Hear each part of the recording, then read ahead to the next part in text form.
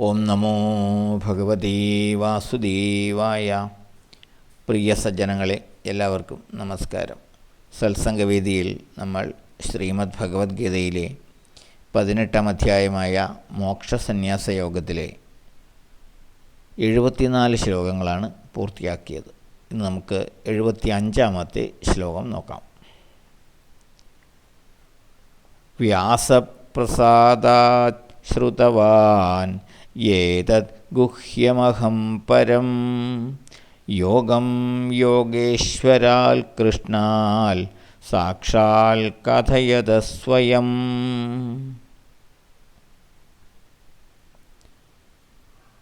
വ്യാസപ്രസാദാൽ, വ്യാസൻ്റെ പ്രസാദം കൊണ്ട്, വ്യാസൻ്റെ അനുഗ്രഹം കൊണ്ട്, യോഗേശ്വരാത് കൃഷ്ണാൽ, യോഗേശ്വരനായ കൃഷ്ണനിൽ നിന്നു തന്നെ, സാക്ഷാത് നേരിട്ട്, സ്വയം കഥയതഃ അദ്ദേഹം സ്വയം ഉപദേശിച്ചു കൊണ്ടിരിക്കുന്ന സമയത്തു തന്നെ, അതായത് അദ്ദേഹം അർജുനന് ഉപദേശിച്ചു കൊണ്ടിരിക്കുന്ന അതേ സമയത്ത് തന്നെ, ഗുഹ്യം പരം രഹസ്യവും ശ്രേഷ്ഠവുമായ ഏതത് യോഗം, ഈ യോഗത്തെ, അതായത് ഈ ഗീതാതത്വത്തെ, അഹം ശ്രുതവാൻ ഞാൻ ശ്രവിച്ചിരിക്കുന്നു.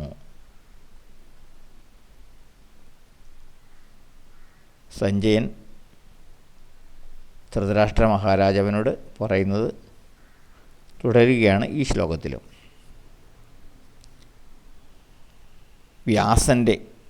വ്യാസഭഗവാന്റെ പ്രസാദം കൊണ്ട്, അനുഗ്രഹം കൊണ്ട്, യോഗേശ്വരനായ ഭഗവാൻ കൃഷ്ണനിൽ നിന്ന് തന്നെ നേരിട്ട് അദ്ദേഹം അത് അരുളി ചെയ്തുകൊണ്ടിരിക്കുന്ന അതേ സമയത്ത് തന്നെ, അദ്ദേഹം സ്വയം അർജുനന് അത് ഉപദേശിച്ചു കൊണ്ടിരിക്കുന്ന അതേ സമയത്ത് തന്നെ, രഹസ്യവും ശ്രേഷ്ഠവുമായ ഈ ഗീതാതത്വത്തെ എനിക്ക് കേൾക്കുവാൻ കഴിഞ്ഞു. ഇതാണ് സഞ്ജയൻ പറയുന്നത്. വ്യാസൻ്റെ അനുഗ്രഹത്താൽ ദിവ്യദൃഷ്ടി ലഭിക്കുക മൂലം യോഗേശ്വരനായ കൃഷ്ണൻ സ്വയം അർജുനൻ ഉപദേശിച്ച പരമരഹസ്യവും ശ്രേഷ്ഠവുമായ ഈ ഗീതാതത്വത്തെ, ഈ യോഗത്തെ തത്സമയം തന്നെ, അതായത് ഭഗവാൻ അർജുനന് ഉപദേശിച്ച് കൊടുക്കുന്ന അതേ സമയത്ത് തന്നെ തനിക്ക് നേരിട്ട് കേൾക്കുവാൻ ഭാഗ്യം ലഭിച്ചു എന്നാണ് സഞ്ജയൻ ഈ ശ്ലോകത്തിലൂടെ പറയുന്നത്. മുൻ ശ്ലോകത്തിൻ്റെ തുടർച്ചയാണ് ഈ ശ്ലോകവും. വ്യാസൻ സഞ്ജയൻ്റെ ആധ്യാത്മിക ഗുരുവാണ്. ആ വ്യാസൻ്റെ അനുഗ്രഹം കൊണ്ടാണ്, അഥവാ പ്രസാദം കൊണ്ടാണ് ഭഗവാന്റെ വാക്കുകൾ തനിക്ക് നേരിട്ട് കേൾക്കുവാൻ സാധിച്ചത് എന്ന് സഞ്ജയൻ പറയുന്നു.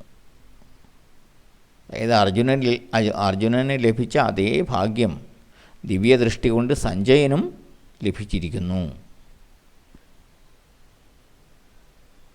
ഭഗവാനെ ഉത്തമനായ ഒരു ഗുരുവിലൂടെ മാത്രമേ മനസ്സിലാക്കുവാൻ കഴിയൂ എന്നാണ് ഇത് കാണിക്കുന്നത്.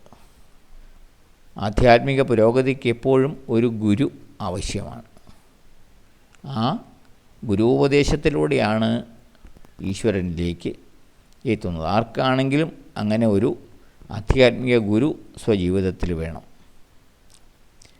അപ്പോൾ ആ വ്യാസഭഗവാൻ ആണ് സഞ്ജയൻ്റെ ഗുരു. ആ ഗുരുവിൻ്റെ അനുഗ്രഹമുള്ളത് കൊണ്ടാണ് ഇങ്ങനെയൊരു ദിവ്യദൃഷ്ടി ലഭിക്കുകയും ഭഗവാന്റെ മുഖത്തു നിന്നും നേരിട്ട് അർജുനൻ ശ്രവിക്കുന്നത് പോലെ തന്നെ അകലെ ഇരുന്നു കൊണ്ട് സഞ്ജയനും അത് ശ്രവിക്കുവാൻ സാധിച്ചത് എന്നാണ് സഞ്ജയൻ ധൃതരാഷ്ട്ര മഹാരാജാവിനോട് പറയുന്നത്. അടുത്ത ശ്ലോകം നമുക്ക് അടുത്ത ദിവസം നോക്കാം. എല്ലാവർക്കും നന്ദി, നമസ്കാരം. ഓം നമോ ഭഗവതേ വാസുദേവായ.